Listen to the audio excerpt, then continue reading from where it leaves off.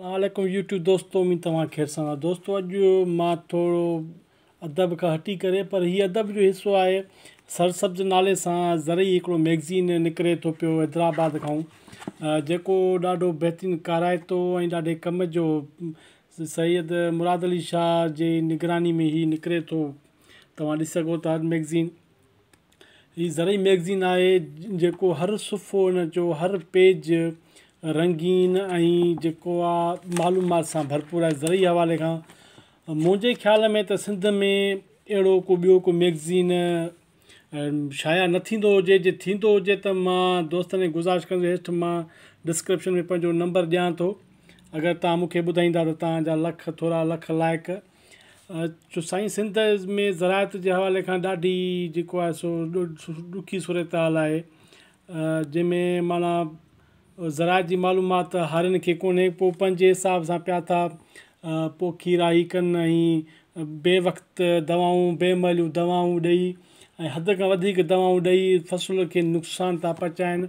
नुक़सानु ईअं था पहुचाइनि फ़सुलु जंहिंमें सफ़ा ज़ोर साओ थी थो वञे, चिच साओ जंहिंखे हारी जी ॿोली में कारप चइबो आहे। त उन में इहो थींदो आहे त जीत हमलो कंदो आहे।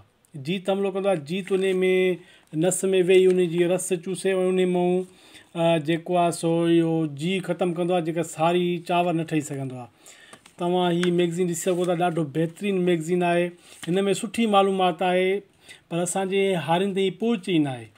सिंध गवर्नमेंट जो कमु आहे त अहिड़ा मैगज़ीन हर हारियुनि ताईं ऐं हर ॻोठ ताईं हर शहर ताईं पंहिंजी आफ़ीसूं जेके ज़रई आफ़ीसूं आहिनि उन्हनि ताईं पहुचाइनि त हारियुनि खे ॾुखियाई कोन्ह थी। त इन करे असांजो फ़सुलु कॾहिं कॾहिं बम्पर लहे थो, पर उहो बेलाब थो थी वञे। माना सुठी उपत ॾींदे ओचिते उनखे धकु थो लॻे, उहो फ़सुलु जेको आहे सो उपत नथो ॾेई सघे।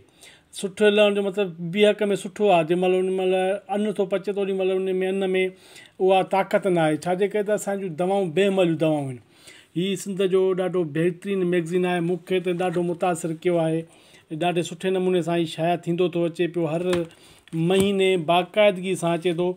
थोरो खणी ही कास्टली आहे, कास्टली महांगो इन करे आहे जो हिन जो हर पनो रंगीन आहे, हर पेज रंगीन आहे ऐं तमामु पेपर बि तमामु हिन जो जेको आहे सो कड़क आहे। माना ईअं तव्हांखे न लॻंदो त को मैगज़ीन त हर पेज जा टाइटल तव्हांखे लॻंदो। क़ीमत हिन जी थोरी माना आहे, महांगो आहे, पर त हिकिड़ो मालूमाती ऐं सुठो मवादु हिन में आहे। मां अगरि ही मुंहिंजी वीडियो साईं मुराद अली शाह जेको एडिटर साहिबु आहे, जेकर उन पहुचे थी त उन गुज़ारिश हूंदी त पर्चो हिन जा पेजिस भली ब्लैक एंड वाइट रखे, पर पर्चे खे जेको आहे सो उन क़ीमत घटि करे ऐं हिन जा पेजिस वधाए, मालूमात वधाए त लख लाइक़। महिरबानी दोस्तो। अॼु को हीअ सरसब्ज़ मैगज़ीन ज़रई मैगज़ीन जे हवाले खां मालूमात हुई। उमेद त तव्हांखे हीअ वीडियो पसंदि ईंदी। मुंहिंजे चैनल खे लाइक सब्सक्राइब ज़रूरु कजो। वॾी महिरबानी, लख लाइक़।